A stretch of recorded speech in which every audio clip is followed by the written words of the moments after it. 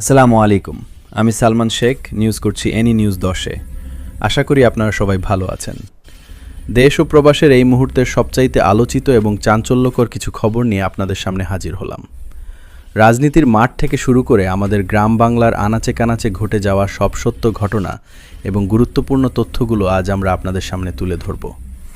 পর্দার আড়ালে আসলে কি ঘটছে এবং সাধারণ মানুষের মনে কি প্রশ্ন জাগছে সবকিছু জানতে ও সরাসরি টেলিফোনে কথা বলতে যুক্ত হচ্ছি। আমাদের আজকের এই বিশেষ প্রতিবেদনটি শেষ পর্যন্ত দেখুন। আপা, 12 ফেব্রুয়ারির আসন্ন নির্বাচন নিয়ে আপনার পর্যবেক্ষণ এবং অভিযোগগুলো কি কি? ঐক্যবদ্ধ থাকেন। আর এই ইলেকশন কোনো ইলেকশন, এটা ইলেকশন হতে পারে না। এটা ইলেকশনের থেকে জঘন্য কাজ ইউজ করে যাচ্ছে। তার শাসিত যত কর্মকর্তা কর্মচারী আছে, যতগুলি অফিস আদালত আছে, সকলের কাছে নির্দেশ চলে গেছে যে হ্যাঁ ভোট দেওয়ার জন্য তারা প্রচার করবে এবং হ্যাঁ ভোট দেবে। এটা কি ধরনের নির্বাচন হলো, কিভাবে মতামত হলো, সেটা আবার প্রশ্ন। ডক্টর ইউসকে এই প্রশ্নের জবাব দিতে পারবে যে সে কিভাবে পুরো সরকারি মেশিনারিজ কাজে লাগাচ্ছে। আইন শৃঙ্খলা রক্ষাকারী সংস্থা, সেনাবাহিনী, পুলিশ, বিডিআর, আনসার বিডিবি থেকে শুরু করে যত স্বায়ত্তশাসিত প্রতিষ্ঠান বা সংবিধিবদ্ধ যতগুলি প্রতিষ্ঠান আর সরকারি কর্মচারী তো আছেই, সকলের কাছে নির্দেশ চলে গেছে হ্যাঁ ভোট দেওয়ার জন্য প্রচার চালাও, হ্যাঁ ভোট দাও। তো ভোটের রেজাল্ট তো হয়ে গেছে, তার কোনো সন্দেহ নাই। ডক্টর ইউনূসকে নিয়ে আপনি যে চ্যালেঞ্জ ছুড়ে দিয়েছেন এবং তার সরকারের বৈধতা নিয়ে যা বলছেন তা কি?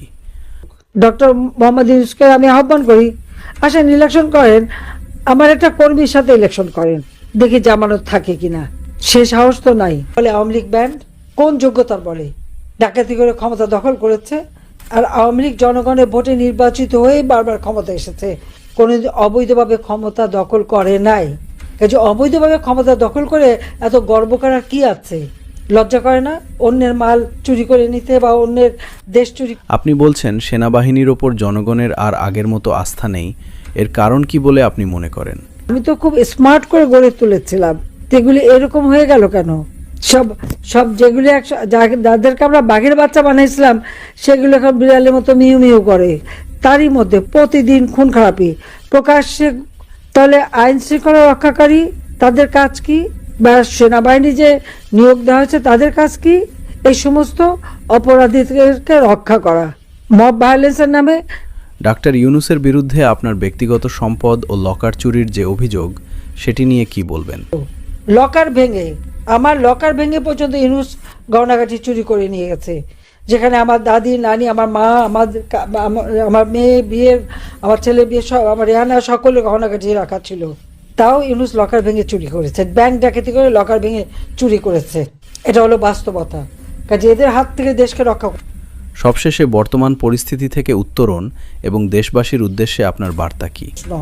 অন্ধকার কেটে যাবে, নতুন সূর্য উদিত হবে। জয় বাংলা, জয় বঙ্গবন্ধু, বাংলাদেশ জনতা জয় হবেই। অন্ধকার কেটে যাবে, নতুন সূর্য উদিত হবে। জয় বাংলা।